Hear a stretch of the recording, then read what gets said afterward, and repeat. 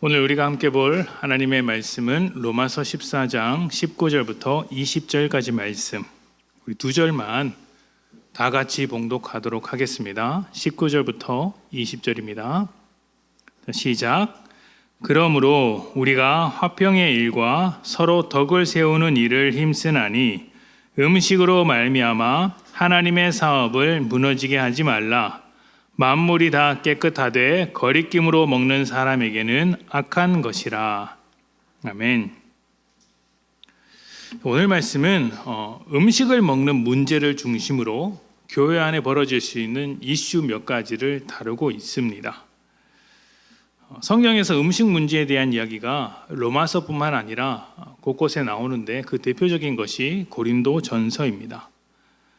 당시에 음식은 상당 부분 시장에서 구할 수 있었는데 그 시장에서 파는 고기 중에 거의 대부분의 음식이 전부라고 해도 무방한데요. 거의 모든 음식이 우상에게 바치고 남은 음식이었습니다. 그러니까 우상의 제물을 사다가 먹는 것이었습니다. 고기를 먹으면 우상 숭배로 여기는 사람들이 꽤 있었습니다. 이런 문제들이 당연히 교회 안에서 문제가 되었겠죠. 고린도 전서에서는 이 문제를 가지고 불편해하는 성도가 있으니 어떻게 해야 하는가에 대한 답을 주었는데 바울의 결론은 이런 것입니다. 음식에는 문제가 없다. 하나님께서 지은 모든 것이 선하다. 다만 음식에는 문제가 없어서 믿음으로 먹으면 되지만 약한 자들을 배려해 주어라. 믿음이 약한 자들이 있어서 그들은 음식 문제 때문에 우상의 문제와 이렇게 함께 걸려 넘어지는 일이 있다. 그러니 그 부분을 충분히 배려하라는 식으로 설명을 합니다. 모든 것을 할 수 있으나 모든 것이 다 할 수 있는 것이 아니다. 하나님의 영광을 위해서 하라는 유명한 이야기가 바로 음식과 관련되어서 나온 이야기라고 할 수 있죠. 오늘 우리가 읽은 로마서 말씀도 결론을 따지면 그와 같은 결론입니다. 음식의 문제를 설명하는데 고린도 전서를 쓴 사람도 바울이고 로마서를 쓴 사람도 바울이니까 당연히 같은 결론이 나오겠죠. 그러나 조금 다른 부분도 함께 들여다보고자 합니다. 일단 14장 내용을 전반적으로 봐야 합니다. 우리가 로마서 1장부터 이렇게 쭉 이어오면서 그 앞에 1장부터 12장까지 지금 우리가 12장 이후로부터 나오는 수많은 실천의 근거가 되는 것들을 앞에서 이미 다 다루었기 때문에 그 뒤에 말씀은 사실 이야기가 생각보다 좀 편합니다. 그래서 14장 내용을 사훑어 보는 것이 좀 좋을 것 같은데요. 14장에서는 믿음이 강한 자와 약한 자가 나옵니다. 믿음이 강한 자가 어떤 사람이고 약한 자가 어떤 사람인데 이 두 사람이 함께 있을 때 어떤 문제가 일어난다. 그리고 이것이 실제로 로마 교회 안에서 일어났던 문제이기도 합니다. 자, 그런데 여기서 믿음이 강하다는 것은 그 사람의 믿음이 훨씬 더 훌륭한 믿음이다라는 의미로 사용된 것은 아닙니다. 그동안 로마서에서 믿음이를 설명할 때 믿음의 반대편에는 율법이 있었습니다. 행위가 있었죠. 로마서에서는 율법이 아니라 믿음으로 의롭게 되었다는 것을 강조했었습니다. 이런 것들을 생각해 보면 믿음이 강한 자는 율법으로부터 자유롭게 된 사람들이라고 보는 것이 적절할 것 같습니다. 그리고 오늘 말씀에서도 그러한 의미로 사용되고 있습니다. 반대로 약한 자는 그러면 어떤 사람이겠습니까? 아직 율법의 영향을 받고 있는 사람들. 내가 믿고 있으나 율법으로부터 자유롭게 되었으나 여전히 율법의 영향력 아래에 있는 사람들이겠죠. 2절부터 6절까지 말씀을 봅시다. 2절부터 6절입니다.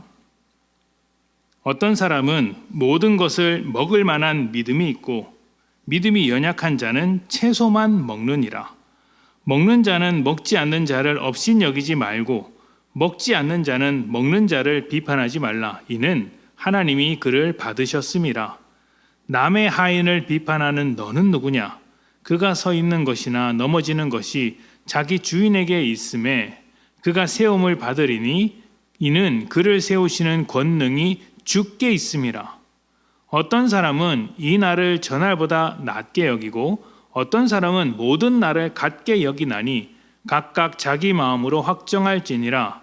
나를 중히 여기는 자도 주를 위하여 중히 여기고 먹는 자도 주를 위하여 먹으니 이는 하나님께 감사함이요 먹지 않는 자도 주를 위하여 먹지 아니하며 하나님께 감사하느니라.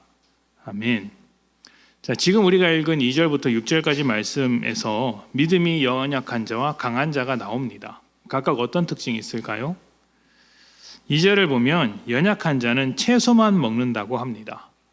우상의 제물로 여겨졌던 고기는 입에도 대지 않는 사람이겠죠. 아마 앞에서 설명드린 대로 음식을 먹는 것이 우상 숭배와 결부되어서 율법을 어긴다고 생각했기 때문에 좀 불편해했던 것 같습니다. 그래서 나는 내 믿음을 지키기 위해서 저 우상의 제물, 고기를 먹지 않겠다 말하는 사람이죠. 이런 사람을 믿음이 약한 사람이라고 하고 있는 거예요. 왜냐하면 아직 율법의 영향력을 받고 있기 때문입니다. 반면 모든 것을 먹는 사람이 있습니다. 이 사람은 어떤 사람이겠습니까? 믿음이 강한 사람들, 그 율법의 영향으로부터 벗어나 주 안에서 평안함을 누리는 사람이라고 할 수 있겠죠. 그런데 우리가 이 말씀을 볼 때 이 두 사람을 비교하면서 믿음이 강한 자에게 너는 믿음이 있다 말하는 것이 아니고 또 믿음이 약한 자에게 너는 믿음이 없다라고 말하지 않는다는 것을 기억해야 합니다. 둘 다 믿음이 있는 사람입니다. 둘 다 믿음이 있는 사람이에요. 자, 5절에는 이렇게 이야기를 합니다. 이 날을 전날보다 낮게 여기는 사람이 있다라고 합니다. 이 날을 전날보다 낮게 여기는 사람. 이게 무슨 말이냐면 안식일을 생각해 보시면 될 것 같습니다. 그러니까 율법에 매여서 안식일을 다른 날들보다 특별하게 여기는 사람이 있다라는 것이죠. 안식일이나 절기를 더 특별하게 생각하는 사람. 반대로 율법으로부터 자유하게 되어서 모든 날을 안식일처럼 여기는 사람도 있더라는 것입니다. 누가 연약한 사람이고 누가 강한 사람이겠습니까? 안식일을 철저하게 지키기 위해서 구별하는 사람이 오히려 율법에 매여 있기 때문에 약한 자고, 반대로 안식일을 완성하신 예수님으로 말미암아 모든 날을 주님과 함께 안식일처럼 여기는 사람은 믿음이 강한 자라고 말할 수 있겠죠. 그러니까 이런 측면에서 연약한 자는 아직 율법에 매여 있는 사람이고 강한 자는 율법으로부터 자유하게 된 믿음을 품고 있는 사람입니다. 그러면 이 두 사람 중에 누가 오를까요? 율법으로 자유하게 된 믿음이 강한 자가 옳다고 생각하기 쉬운데 놀랍게도 바울은 여기서 옳고 그름을 판단하지 않습니다. 대신 다르게 설명을 하고 있습니다. 이 부분이 우리가 좀 주목해야 할 부분입니다. 4절에 보면 이렇게 이야기를 합니다. 남의 하인을 비판하는 일은 주인의 권한을 침범하는 일이다. 남의 하인이 넘어졌든 일어서 있든 네가 그 하인에 대하여 이러쿵저러쿵 말하는 것은 주인이 해야 할 역할을 빼앗는 것이다. 너는 주인이 아니다 라고 설명을 하고 있는 것이죠. 왜 이런 말을 할까요? 믿음이 강한 자가 믿음이 약한 자를 얼마든지 비판할 수 있기 때문입니다. 왜냐하면 내가 더 훌륭한 믿음을 가졌다고 착각할 수 있기 때문이에요. 율법으로부터 자유케 되었는데 너는 왜 아직까지 율법을 지키고 있냐? 라면서 비판할 여지가 있기 때문입니다. 율법보다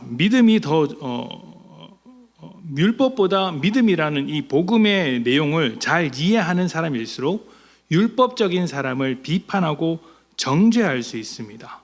그런데 4절에서 뭐라고 합니까? 그렇게 비판하고 정죄하는 것은 주님의 권한을 침범하는 일이다라고 이야기를 합니다. 무슨 말이냐면 믿음이 약한 자에 대한 권한도 주님께 있다는 것이죠. 6절을 보면 연약해서 안식일을 지키는 사람도 율법에 매여 있다고 비판받을 소지가 충분히 있죠. 연약해서 안식일을 지키는 사람, 그 사람도 왜 안식일을 지키냐, 우리는 자유롭게 되었지 않느냐라고 비판받을 소지가 충분히 있습니다. 율법주의에 대한 위험을 안고 있죠. 그런데 바울은 그 사람들을 비판하지 않습니다. 뭐라고 합니까? 안식일을 지키는 사람이나 그렇지 않은 사람, 그리고 채소만 먹는 사람이나 모든 음식을 다 먹을 수 있는 사람 모두 주를 위하여 하고 있는 것이라고 설명하고 있어요. 안식일을 지키는 사람도 사실은 주를 위하여 그렇게 하고 있는 것이고, 채소만 먹겠다고 하는 사람도 하나님께 충성하기 위해서, 하나님께 잘하기 위해서 지금 그 일을 하고 있는 것이다, 이렇게 보고 있는 것이죠. 믿음이란 무엇일까요? 믿음은 행위의 반대라고 설명드렸습니다. 믿음은 우리가 열심히 해서 얻은 것이 아니라 하나님께서 열심히 하셔서 우리에게 생긴 결과물이죠. 그러니까 하나님의 신실하심과 하나님의 일하심으로 우리에게 주어진 선물과 같은 것입니다. 율법과는 다르죠. 율법은 자기 행위입니다. 자기 열심. 율법은 자기를 자랑하지만 믿음은 자기를 부인합니다. 그리고 그 자리에 하나님을 자랑하는 것입니다. 그런데 율법으로 구원을 이루지 못한 이유가 있지 않습니까? 이스라엘 사람들이 우리는 할례를 가졌다, 우리는 율법을 가졌다고 했지만 바울이 뭐라고 했습니까? 그래봐야 너희는 죄인이다. 그 율법으로 죄를 짓고 그 할례를 받은 것으로도 죄를 짓는 것이 사람이다. 그래서 우리는 자기의 행위로 구원을 받을 수 있는 사람이 아니라 이방인들이 그랬던 것처럼 하나님의 은혜와 신실하심이 우리를 구원한다. 하나님의 일하심과 신실하심을 의지할 수밖에 없다라고 이야기를 합니다. 죄인된 우리는 우리의 실력으로 구원받지 못했고 하나님의 일하심 속에서 세워졌다는 것이죠. 그리고 지금도 하나님께 붙잡혀서 살아갑니다. 우리의 연약함을 아시는 성령님께서 우리를 위해서 간구하심으로 모든 일이 합력하여 선을 이루어 가도록 만들어가는 것 아니겠습니까? 그렇다면 믿음이 연약한 자는 어떤 사람일까요? 그 사람도 여전히 하나님께 붙잡혀 살고 있는 사람이라는 말이에요. 믿음이 강한 자만 하나님께 붙잡혀 살아가는 것이 아니라 믿음이 약한 자도 하나님께 붙잡혀 살고 있는 중이라는 이야기입니다. 그 사람 역시 하나님의 일하심 속에 있으며 하나님의 인도하심을 따라 살고 있습니다. 믿음으로 살고 있는 모든 사람이 그렇게 살아가고 있습니다. 그렇기 때문에 지금 바울이 하는 말이 무엇이냐면, 너희가 믿음이 강하다고 믿음이 약해 보이는 어떤 사람을 판단하려고 할 때는 그 순간, 그 장면, 그 사건 하나를 가지고 그 사람이 한 행동, 그 사람이 던진 말 한마디를 가지고 판단해서는 안 된다라고 이야기를 하고 있는 것입니다. 사람은 긴 인생의 과정 속에서 살고 있습니다. 그리고 이 과정은 하나님께서 만들어 가시는 과정입니다. 믿는 사람들은 특히 그렇죠. 우리는 우리의 인생이 하나님의 손 위에 있다는 것을 고백합니다. 믿음이란 어떤 것입니까? 하나님께서 우리를 위하여 일하셔서 우리에게 만드신 거잖아요. 그런데 그렇게 우리에게 믿음이 생긴 것으로 끝난 겁니까? 우리가 믿음을 가졌다는 것이 곧 완성되었다라는 말일까요? 그렇지 않습니다. 하나님께서 이제 우리로부터 일을 시작하셨다. 이제 본격적으로 우리를 변화시켜 가신다라는 일의 시작이 믿음이지 완성했다는 의미가 아닙니다. 그래서 뭐라고 합니까? 믿는 자는 성장해야 한다라고 말하지 않습니까? 성장해야 한다는 건 지금은 완벽하지 않다는 걸 의미합니다. 우리는 어디서부터 출발한 사람입니까? 죄인에서부터 출발한 사람입니다.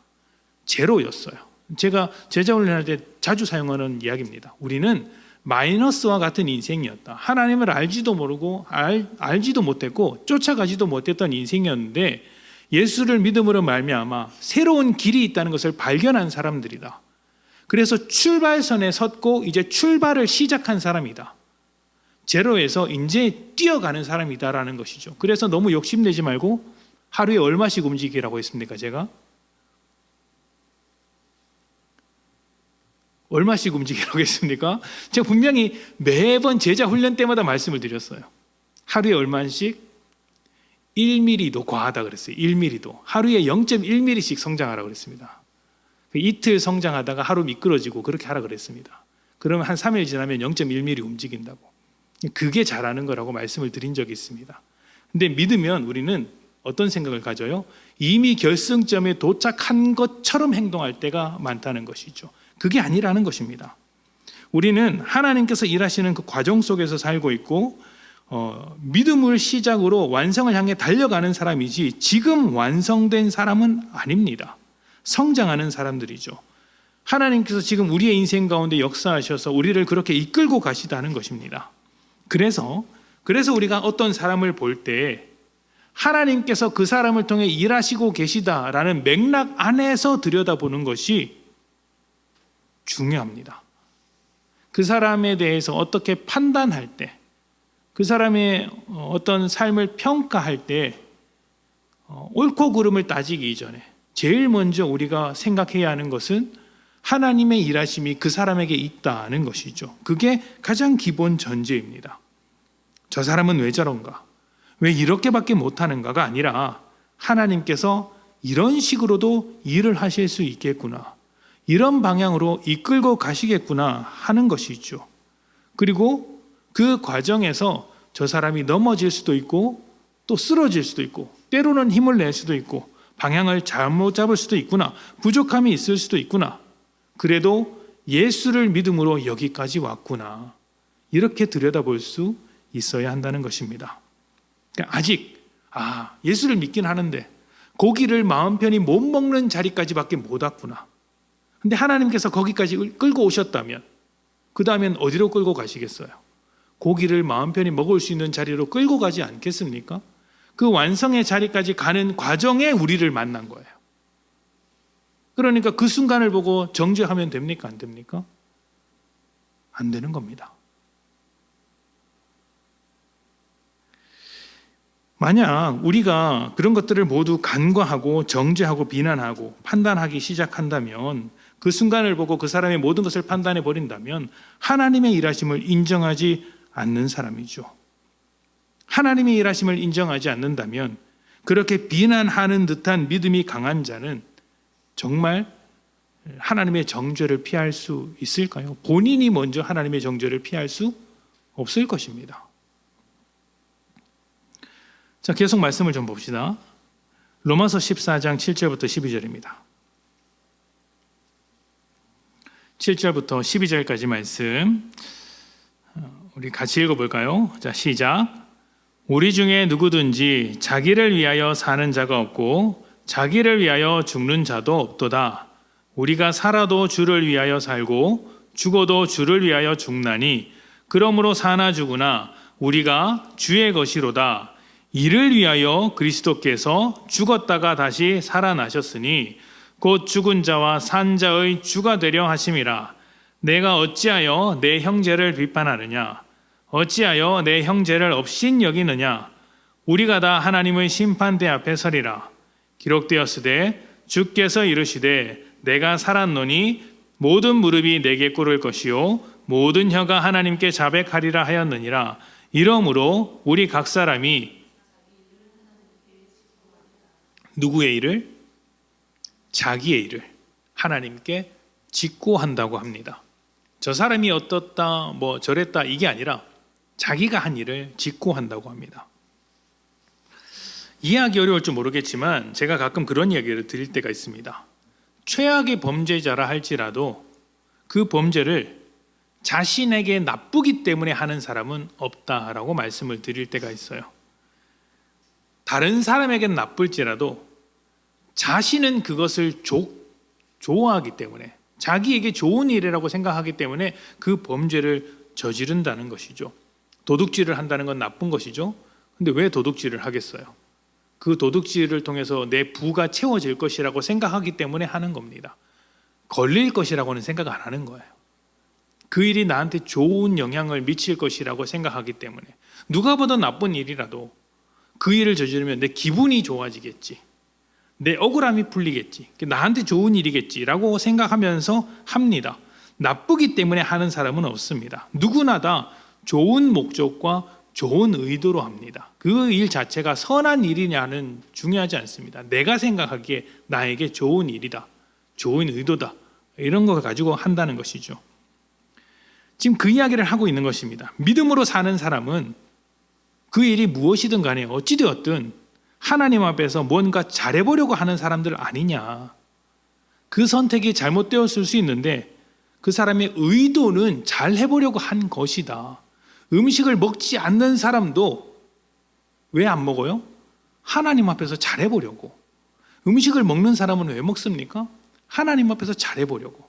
둘 다 똑같은 것 아니냐라는 것입니다. 가끔 그런 이야기를 듣습니다. 제가 방금도 그런 이야기를 들었는데, 실패와 좌절과 낙담을 경험한 사람이 교회를 떠나는 경우가 있습니다. 그리고 뭐라고 그럽니까? 내가 회복하면 돌아오겠습니다 라고 이야기를 하죠. 이게 얼마나 말도 안 되는 이야기인지 여러분 너무 잘 아실 것입니다. 제가 너무 힘들어서 공부를 좀 쉬어야겠습니다. 제가 밖에서 나가서 놀다가 공부를 잘하게 되면 그때 학교 다니고 학원 다니겠습니다. 이게 말이 됩니까? 학교 다니고 학원을 다녀야 공부를 잘하는 것이죠. 그런데 학교 안 다니고 학원 안 다니고 놀다가 공부 잘하게 되면 그때 학교 다니겠습니다라고 말하면 이상한 겁니다.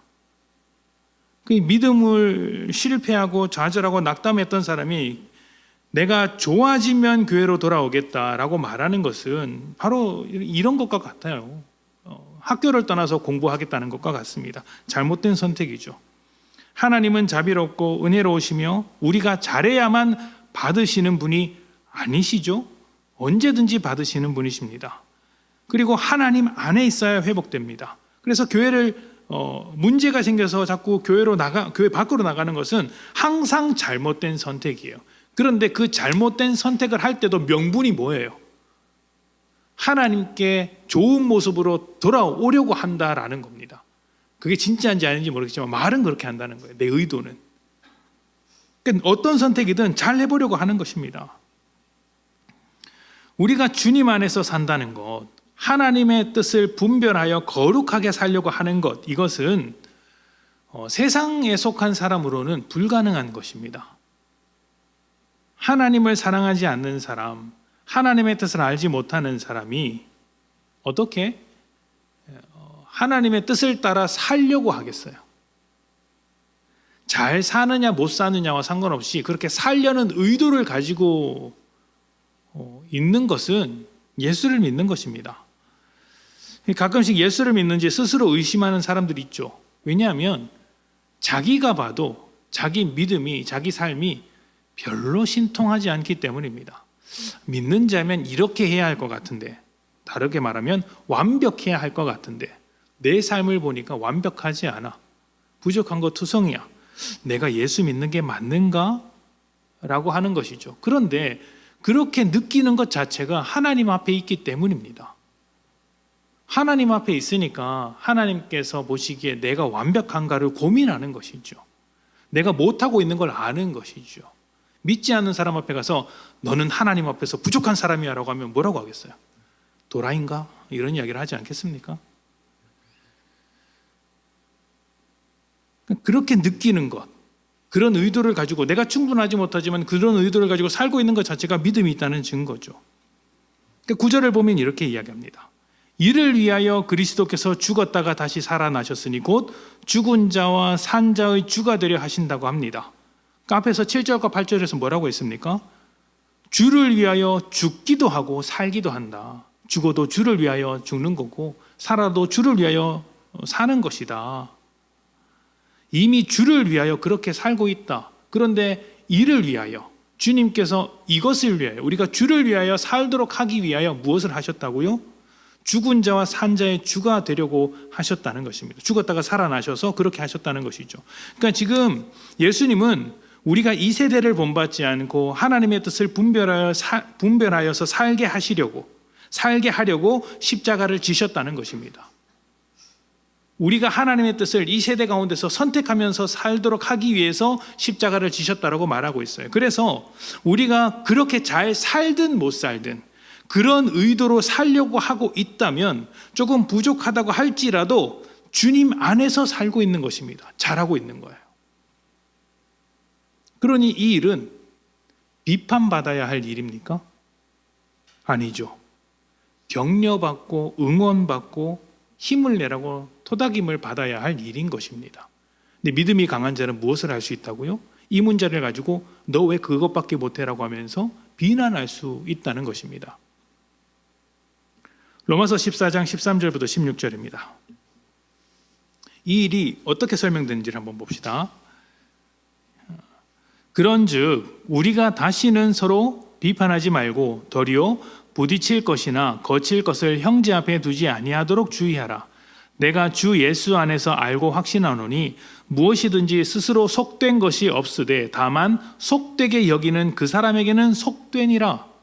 이 말이 참 재밌어요, 여러분. 스스로 속된 것이 없으되 음식에는 문제가 없어. 근데 뭐라고 해요? 속되게 여기는 그 사람에게는 속되다. 그 음식을 먹고 믿음의 불편함을 느끼는 사람이 있다면 믿음의 양심에 대하여 가책을 느끼는 사람이 있고 그 양심에 따라서 자꾸 주님 안에서 살아가는 것이 방해를 받는 사람이 있다면 그 사람은 그 음식을 안 먹는 게 나아라는 거예요. 음식에는 문제가 없어. 근데 그 사람이 믿음이 그 정도 수준밖에 안 된다면 그렇게 하는 게 나아라고 말하고 있는 거예요. 15절부터 이렇게 이야기합니다. 만일 음식으로 말미암아 내 형제가 근심하게 되면 이는 내가 사랑으로 행하지 아니함이라. 왜 이런 이야기를 하겠어요? 음식으로 말미암아 내 형제가 근심한다는 게 무슨 말일까요? 나는 믿음이 약한 사람은 그 우상의 제물을 먹으면 마음이 불편합니다. 근데 믿음이 강한 자가 그 앞에서 그 음식을 막 먹고 있는 거예요. 그러면 약한 자가 그 모습을 보면 어떤 마음이 들겠어요? 근심하겠죠.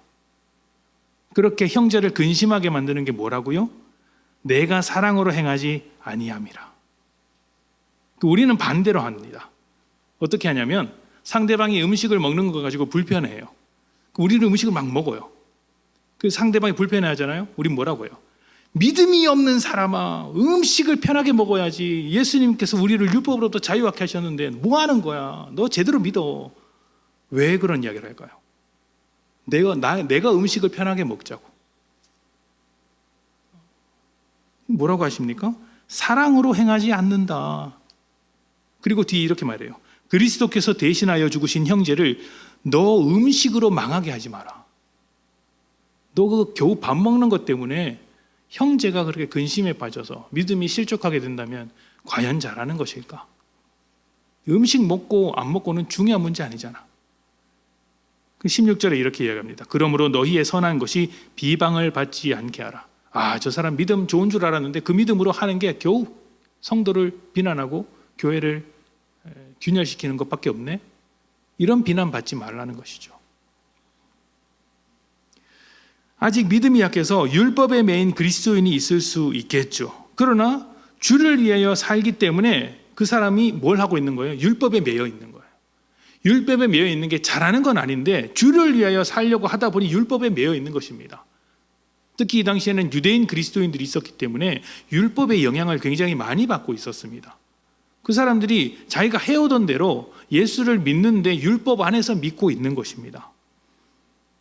그래서 뭐라고 하냐면 음식에 빗대어서 스스로 속된 것은 없다. 그래, 율법 지키는 것도 좋아. 괜찮아. 그런데 그 모든 것이 주를 위하여서 하도록 해라. 그리고 그 문제를 가지고 비난하지 마라. 오히려 품어라. 이렇게 이야기하는 것이죠. 믿음의 양심 때문에 불편하게 생각하는 사람이 있다면, 혹여나 교회를 자꾸 떠나려고 하는 사람이 있다면 그 사람의 약한 믿음을 도와주라는 것이지 그걸 정죄하지 말라는 것입니다. 옳고 그름을 따지면 어떻게 됩니까? 사랑으로 행하는 것이 아니라고 하는 것이죠. 예전 교회에서 이런 일이 있었습니다. 우리가 침례교회잖아요. 여러분 중에 침례교회 출신이 아무도 없죠? 있군요. 있습니까? 침례를 받으신 분 없잖아요. 다 세례를 받으셨잖아요. 그러니까 침례교회를 낯설어 하시는 분들이 생각보다 많습니다. 그러니까 우리 교회 오시는 성도님들 중에 상당수가 뭐라고 말씀하시냐면, 저는 아무렇지도 않은데 오시면서 자기는 그 교회가 침례교회인지 장로교회인지 별로 신경 쓰지 않는다라고 이야기를 해요. 왜 갑자기 그런 이야기를 할까요? 그걸 신경 쓰는 분위기에서 살다 왔거든요. 그러니까 침례교회이기 때문에 많은 사람들이 와서 굉장히 낯설으라고 합니다. 그리고 이제 침례교회 목회자들, 선배 목사님들은 오시면 이제 그 침례가 얼마나 더 훌륭한 것인지를 강조하는 분들이 계셨어요. 그리고 여전히 그렇게 하시는 분들도 많이 계십니다. 어떤 분들은 침례가 이상하다고 생각하고 좀 받아들이기 힘들다라고 주장하는 분도 계시죠. 그래서 이전 교회에 어떤 일이 있었냐면, 어떤 장로님 부부가 이제 교회에 이사 오셔서 이제 이쪽 교회로 오게 되었습니다. 그쪽 교회에서 굉장히 헌신하셨는데 이제 이사를 올 수밖에 없어서 너무 먼 지역으로 와서 이제 제가 심호하는 교회에 이제 오신 거예요. 근데 이제 그분이 이제 처음 와서 목회자하고 성도님들하고 두루두루 이야기하다가 이제 자기는 장로교회로 와서 세례를 받았는데 여긴 침례교회라서 너무 낯설다. 침례가 뭔지 너무 생소하고 침례에 대해서 좀 잘 모르겠다라는 식으로 이야기를 했습니다. 그러니까 갑자기 그 전도사님이, 제가 아닙니다. 제가 아니고 다른 전도사님이 굉장히 자신만만한 표정으로 저한테 눈빛을 딱 보내고 담임 목사님한테 제가 설명하겠습니다 라고 하더니 그 장로님 부부를 저 식당 구석으로 데려가서 한 30분을 열정적으로 막 통하는 거예요. 침례가 얼마나 올바른가, 침례가 예수님께서 받으셨고 얼마나 성경적인가를 열심히 하면서 세례는 잘못된 것이다, 완벽하게 설명을 했다고 합니다. 그 다음 주부터 안 나오셨어요. 안 나오셨어요. 그게 뭐예요? 그분은 그 장로님, 그 성도를, 그러니까 오랫동안 예수를 믿는 믿음을, 그 세례라는 것, 그 테두리 안에서 자라온 그 믿음을 받아주지 못했던 거예요. 뭐만 봤습니까? 옳고 그름만 봤습니다. 옳고 그름도 잘못된 건데 옳고 그름만 본 것입니다. 결과적으로 성도를 밀어낸 꼴이 되었죠. 단순히 우리 교회에 등록할 수 있는 분, 훌륭하신 성도님이 등록하지 못했다라는 게 아니고, 교회 한 공동체로 이제 주님께서 불러주셨을 수도 있는 그 사람을 잘라내버리는 거라는 거예요. 잘라버린 거라는 거예요. 뭐 때문에?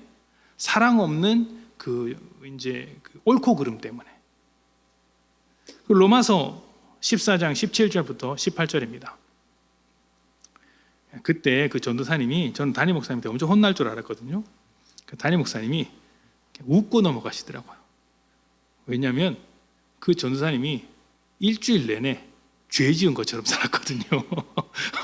누가 봐도 벌을 받고 있는 표정으로 살았기 때문에 목사님이 웃고 넘어가시더라고요. 자, 17절부터 18절입니다. 하나님의 나라는 먹는 것과 마시는 것이 아니요. 지금 이 먹는 것과 마시는 것 때문에 문제가 일어났지 않습니까? 그러니까 하나님의 나라는 그런 거 신경 쓰는 거 아니야 라는 거예요. 이것만이겠어요? 교회 안에서 이런 문제가 얼마나 많아요. 침례냐 세례냐 여기에 달려있는 게 아니야. 예전에는 교회에서 드럼을 치냐 마냐 이런 것도 있었잖아요. 드럼 치느냐, 뭐 피아노가 강대상에 올라가느냐 내려가느냐 이런 문제가 아니야. 예배 시간에 넥타이를 매느냐, 저처럼 이렇게 편하게 티를 입느냐 이런 문제가 아니야. 이건 하나님 나라와 상관없는 문제야. 하나님의 나라는 어떤 겁니까? 17절에 보면 오직 성령 안에 있는 의와 평강과 희락이라. 이로써 그리스도를 섬기는 자는 하나님을 기쁘시게 하며 사람에게도 칭찬을 받느니라. 아멘. 그러니까 율법을 지키느냐 마느냐의 문제를 넘어서는 것이 하나님 나라입니다. 그러니까 율법을 지키더라도 죄 안에 살면 죄인입니다. 하나님 나라는 무엇입니까? 성령 안에 있는 의와 평강과 희락입니다. 이것으로 섬기는 자는 하나님을 기쁘시게 합니다. 핵심은 성령 안에서 살아가는 거예요. 하나님의 나라가 그것입니다. 주 안에서, 성령 안에서 살아가는 것. 주 안에서 살아가는 것, 성령 안에서 살아가는 것은 이미 우리가 로마서 12장을 하면서 살펴보았던 것입니다. 은혜 위의 삶을 만들어가는 것, 은혜 위에서 삶을 만들어가는 것. 하나님의 뜻을 따라 이 세대를 본받지 않고 분별하며 살아가는 것. 자신의 중심을 주님께만 두고 주님의 뜻대로 결정하는 삶이죠. 우리는 매 순간 주어지는 이 엄청난 자유 가운데 하나님의 뜻을 따라 선택해 가면서 살아가는 것입니다. 그래서 내 삶의 전반적인 방향이 어디를 향해 가야 합니까? 하나님의 뜻이 이루어지는 방향으로 나아가도록 하는 것이 하나님 나라입니다. 그래서 이 하나님 나라는 눈에 보이는 이 나라가 아니라 하나님의 통치, 하나님의 임재와 관련이 있다고 제가 수차례 말씀을 드렸어요. 그리고 그렇게 통치를 받는 사람이 자신의 자유를 적절하게 사용하는 것이죠. 음식의 문제, 율법의 문제에서도 동일합니다. 그 문제로 서로 비난하면 과연 하나님의 뜻을 이루는 것일까요? 주 안에서 살아가는 것일까요? 성령 안에 있는 의와 평강과 희락을 이루는 것일까요? 계속된 말씀에서 이렇게 이야기를 합니다. 19절부터 20절입니다.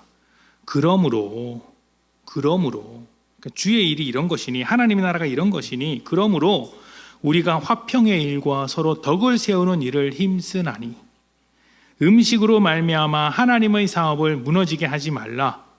만물이 다 깨끗하되 거리낌으로 먹는 사람에게는 악한 것이라. 아멘. 하나님의 뜻이 무엇이었습니까? 예수님께서 무엇을 위하여 우리를 위해 십자가에 못 박혀 죽으셨죠? 우리에게 주어진 자유를 성령 안에서, 주 안에서 하나님의 뜻을 따라 선택하도록 하기 위한 것입니다. 하나님은 우리를 지금도 그렇게 만들어가고 계십니다. 그런데 이 일, 이렇게 만들어가고 계신 이 일을 20절에 뭐라고 하냐면 하나님의 사업이라고 표현하고 있어요. 하나님의 사업이다. 하나님께서 일이다. 하시는 일이다. 하나님의 사업이란 하나님의 뜻을 자발적으로 순종하는 한 사람을 창조하는 것입니다. 자발적으로 하나님의 뜻을 선택하며 순종하는 그 한 사람을 창조하는 사업이 하나님의 사업이에요. 그래서 부족한 우리, 모자란 우리를 계속해서 성장시키시고 변화시키셔서 완성을 향해 달려가도록 하는 것이죠. 이게 하나님의 사업입니다. 그리고 이 일을 우리의 자유 안에서 맡기시는 거예요. 만약 우리가 하나님께서 그렇게 일하고 계신 한 사람, 여전히 부족하지만 하나님의 사업을 따라서 변화되고 있는 그 한 사람, 하나님이 받고 계신 그 사람을 우리가 받아주지 않는다면, 비난하고 정죄한다면, 그래서 교회로부터 떠나가게 만든다면, 교회에 오기 싫어하도록 만든다면 어떻게 됩니까? 하나님의 사업으로부터 분리시키는 것 아닙니까? 하나님의 사업으로부터 차단시키는 것 아닙니까? 하나님의 사업으로 구원받은 우리가 하나님의 사업을 방해하는 꼴이 됩니다. 우리가 받은 은혜 그 자체를 무시하는 것이죠. 그러니까 여러분, 마침 다 남편들이 안 계시니까 남편들 믿음 생활 잘 못한다고 너무 나무라지 마십시오. 하나님께서 어떻게든 일하고 계시겠지. 그냥 그를 위해서 격려하고 응원하고 기도하는 겁니다. 그리고 주님의 사랑을 보여주는 것이죠. 너무 답답하면 가끔가다 잔소리 할 수는 있습니다. 그러나 방향을 잃지는 마십시오. 방향을. 너무 억울해하지 마십시오. 남편들이 있으면 남편들에게 똑같은 이야기를 하겠습니다. 여러분들이 훌륭해서 그런 거예요. 다 이렇게 자매들만 있지 않습니까? 이 설교를 듣는 형제들이요, 빨리 오라. 자, 이것은 사람을 어떻게 이해하고 있느냐 하는 문제입니다. 우리는 모두 하나님의 은혜로 구원받은 사람입니다. 그리고 하나님께서 일하시는 그 하나님의 사업의 과정 안에 있는 사람이고, 하나님께서 이끌어 가시는 인생이라는 맥락 안에서 살고 있는 사람입니다. 과정이에요. 하나님께서 우리를 만들어가고 계십니다.